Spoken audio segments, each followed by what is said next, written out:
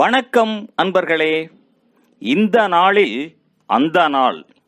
ஆம், வரலாற்றின் வழித்தடங்களில் கடந்த 2000 ஆண்டுகளாக ஒவ்வொரு நாளும் உலகம் முழுவதும் நடந்தேறிய முக்கிய நிகழ்வுகளை நாள் வாரியாக நல்ல பல தகவல்களை தொகுத்து காணொளி மூலம் பகிர்வதில் மகிழ்ச்சி. வாருங்கள் அன்பர்களே, இனி வரலாற்றில் இன்று எனும் வாசல்களை திறந்து வலம் வருவோம். வரலாற்றில் இன்று ஜனவரி 9 நடந்த முக்கிய நிகழ்வுகள். கிபி 475 பைசாந்திய பேரரசர் சினோ அவரது தலைநகர் கான்ஸ்டான்டினோபிளை விட்டு கட்டாயமாக வெளியேற்றப்பட்டார். இராணுவ தளபதி பசிலிக்ஸ் ஆட்சி பொறுப்பை ஏற்றார். 1150 சீன பேரரசர் ஜின் கொசங் கொல்லப்பட்டார். இதனைத் தொடர்ந்து வன்யான் லியாங் பேரரசராக முடிசூடினார். 1349 பேசல் நகரின் மர்மச் சாவுகளுக்கு யூதர்கள் காரணமென உள்ளூர் மக்களால் நம்பப்பட்டதால் பேசேல் நகர யூதர்கள் சுற்றி வளைக்கப்பட்டு படுகொலை செய்யப்பட்டனர். 1431 ஜோன் ஆஃப் ஆர்க் மீதான முன் விசாரணைகள் ஆங்கிலேயர்களை பெரும்பான்மையாக கொண்ட நீதிமன்றத்தில் ஆரம்பமானது. 1707 ஸ்காட்லாந்து மற்றும் இங்கிலாந்து பேரரசுகளை இணைக்க இங்கிலாந்து நாடாளுமன்றம் ஒப்புதல் அளித்தது. 1760 அகமது ஷா துரானி தலைமையிலான ஆப்கானியர்கள் மராட்டியர்களை பராரி மலைகளில் நடைபெற்ற சமரில் தோற்கடித்தனர். 1788 கனெக்டிகட் அமெரிக்காவின் 5வது மாநிலமாக இணைந்தது. 1792 ரஷ்ய பேரரசுக்கும் உதுமானிய பேரரசுக்கும் இடையில் அமைதி ஒப்பந்தம் கையெழுத்திடப்பட்டது. 1799 பிரித்தானிய பிரதமர் வில்லியம் பிட் நெப்போலிய போர்களுக்கு நிதி சேர்ப்பதற்காக வருமான வரியை முதன்முறையாக அறிமுகப்படுத்தினார். 1816 ஹம்ப்ரி டேவி சுரங்கத் தொழிலாளர்களுக்காக வடிவமைத்த டேவி விளக்கை வெற்றிகரமாக பரிசோதனை செய்தார். 1822 போர்த்துகீசிய மன்னர் 6ஆம் யோவானின் கட்டளைக்கு மாறாக போர்த்துகீசிய இளவரசர் 1 பெத்ரோ பிரேசிலில் தங்கியிருக்க முடிவு செய்தார். பிரேசில் விடுதலை போராட்டம் இதனால் ஆரம்பமானது. 1857 கலிபோர்னியாவில் 7.9 ரிக்டர் நிலநடுக்கம் பதிவு செய்யப்பட்டது. 1858 டெக்சாஸ் குடியரசின் கடைசி தலைவர் அன்சன் ஜோன்ஸ் தற்கொலை செய்து கொண்டார். 1861 அமெரிக்க உள்நாட்டுப் போர் தொடங்கும் முன்னர் ஐக்கிய அமெரிக்காவிலிருந்து 2வது மாநிலமாக மிசிசிப்பி பிரிந்தது. 1878 இத்தாலியின் மன்னராக 1 உம்போர்டோ முடிசூடினார்.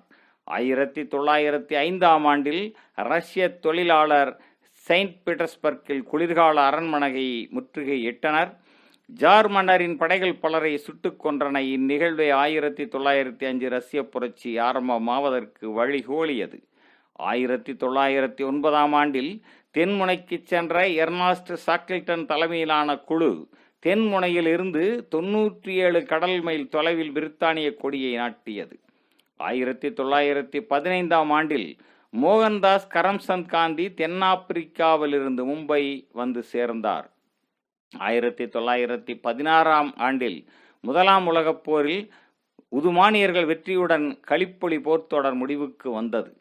1921 புனித ஜார்ஜ் கோட்டையில் சென்னை சட்டமன்றத்தின் 1வது கூட்டம் நடைபெற்றது. 1927 கனடா மான்ட்ரியால் நகரில் நாடக அரங்கு ஒன்றில் தீ பரவியதில் 78 சிறுவர்கள் உயிர் இழந்தனர். 1951 ஐக்கிய நாடுகள் சபையின் தலைமையகம் நியூயார்க் நகரில் அதிகாரப்பூர்வமாக திறக்கப்பட்டது. 1957 சூயஸ் கால்வாயை எகிப்திடம் இருந்து மீளப்பெற தவறியதற்காக பிரித்தானிய பிரதமர் சர் அந்தோனி ஏடன் பதவி துறந்தார். 1964 ஆண்டில் பனாமா கால்வாயில் பனாமாவின் தேசிய கொடியை இளைஞர்கள் ஏற்ற முயன்ற பின்னர் அமெரிக்க படைகளுக்கும் பொதுமக்களுக்கும் இடையில் சமர் மூண்டது. 21 பொதுமக்களும் 4 படையினரும் கொல்லப்பட்டனர். 1972 ஆண்டில் ஹாங்காங்கில் குயின் எலிசபெத் கப்பல் தீக்கி இரையானது. 1974 ஆண்டில் யாழ்ப்பாணத்தில் 4வது உலக தமிழ் ஆராய்ச்சி மாநாடு நிறைவடைந்தது. 1990 ஆண்டில் நாசாவின் கொலம்பியா விண்ணோடம் ஏவப்பட்டது. 1991 ஆண்டில் ஈராக்கின் குவைத் மீதான படையெடுப்பு குறித்து சுமூகமான தீர்வு காண்பதற்காக அமெரிக்க ஈராக்கிய பிரதிநிதிகள் ஜெனீவாவில் சந்தித்தனர். 1991 ஆண்டு லித்துவேனியாவின் விடுதலை கோரிக்கையை நசுக்குவதற்காக சோவியத் ஒன்றியம் வில்லினஸ் நகரை முற்றுகையிட்டது. 1992 ஆண்டில் யுகோஸ்லாவியாவில் சிர்ப்ஸ்கா குடியரசு என்ற புதிய குடியரசு நிறுவப்பட்டது. 1992 ஆண்டில் முதல் தடவையாக சூரிய மண்டல புறவெளி கோள்கள் கண்டுபிடிக்கப்பட்டன. 2001 ஆண்டில் சீனாவின் ஜென்சு 2 எனும் விண்கலம் விண்ணில் ஏவப்பட்டது. 2004 ஆண்டில் சட்ட விரோத அல்பேனிய குடியேறிகளை இத்தாலிக்கு ஏற்றிச் சென்ற படகு ஒன்று கரபுரன்குடாவில் மூழ்கியதில் 28 பேர் உயிரிழந்தனர். 2005 ஆண்டில் பாலஸ்தீன தேசிய ஆணையத்தின் தலைவராக முகமது அப்பாஸ் தேர்ந்தெடுக்கப்பட்டார். 2005 ஆண்டில் சூடான் அரசுக்கும் சூடான் மக்கள் விடுதலை இயக்கத்துக்கும் இடையில் அமைதி ஒப்பந்தம் கென்யாவில் கையெழுத்திடப்பட்டது. 2007 ஆண்டில் ஆப்பிள் நிறுவனர் ஸ்டீவ் ஜோப்ஸ் ஐபோனை சான் பிரான்சிஸ்கோவில் அறிமுகப்படுத்தினார். 2011 ஆண்டில் ஈரான் விமானம் ஒன்று ஊர்மியா நகருக்கு அருகில் வீழ்ந்ததில் 77 பேர் உயிரிழந்தனர். மேலும் ஜனவரி 9 நாளானது பனாமா நாட்டில் தியாகிகள் தினமாகவும் தெற்கு சூடான் நாட்டில் அமைதி உடன்பாடு நாளாகவும் இந்தியாவின் முக்கிய நகரங்களில் வெளிநாடு வாழ் இந்தியர்களின் தினமாகவும் கொண்டாடப்படுவது சிறப்பானதாகும். நன்று நண்பர்களே, மற்ற நாட்களுக்கான வரலாற்று நிகழ்வுகளை பிரிதொரு காணொளியில் காண்போம்.